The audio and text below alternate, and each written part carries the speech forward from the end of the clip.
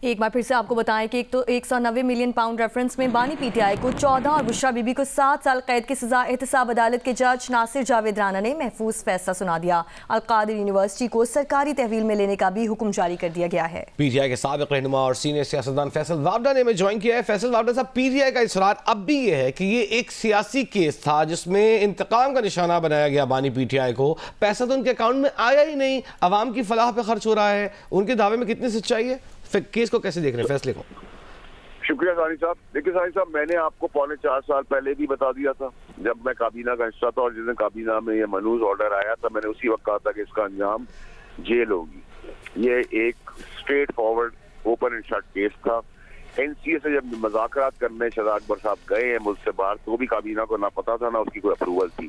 سب کچھ کرا کے آ کر جب یہ ایجنڈے کا حصہ بھی نہیں تھا اس دن اس کو زبردستی لایا گیا، سیل اینولپ کو سائن کروایا گیا۔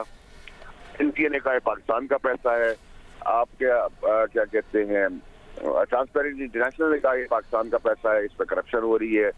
اس کے بعد جو فوائد دیے گئے وہ آپ کے سامنے ہیں۔ 460 بلین دینے تھے ہائی کورٹ میں، سپریم کورٹ میں۔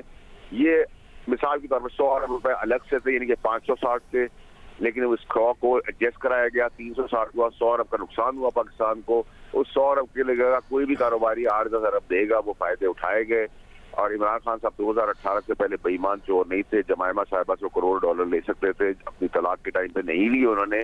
2018 کا ان کی زندگی میں ان کی بیگم صاحبہ آ گئی، انہی کی بیگم صاحبہ کے بعد یہ کرپشن کے کیسز بھی ہوئے، چوری چکاری، بار دھار، قتل و غارت، جلاؤ گھراؤ کی بھی ساری کہانیاں شروع ہوئی۔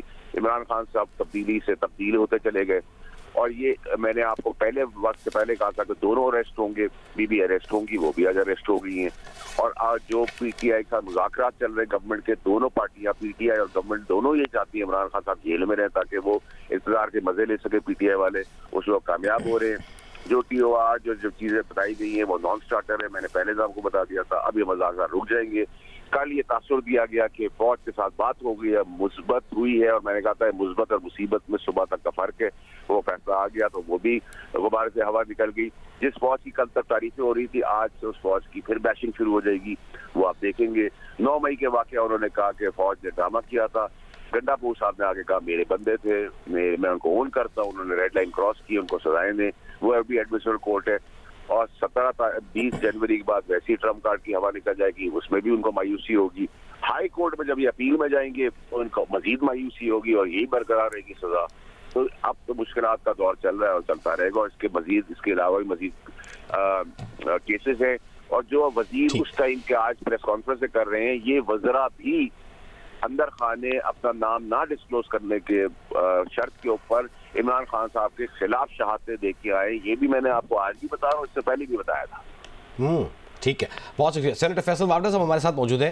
جس وقت ایک سیلڈ انویلپ کو دستخط کرایا جا رہا تھا کہ این سی اے کی جانب سے پاکستان بھیجی جانے والی رقم سپریم کورٹ کے اکاؤنٹ میں جائے گی، پاکستان کے قومی خزانے میں نہیں جائے گی، اس وقت کابینہ کا حصہ تھے فیصل وابڈا صاحب، آنکھوں دیکھا حال بتا رہے تھے، اور اس کے بعد جو صورتحال ہوئی اس پر تبصرہ کر رہے تھے۔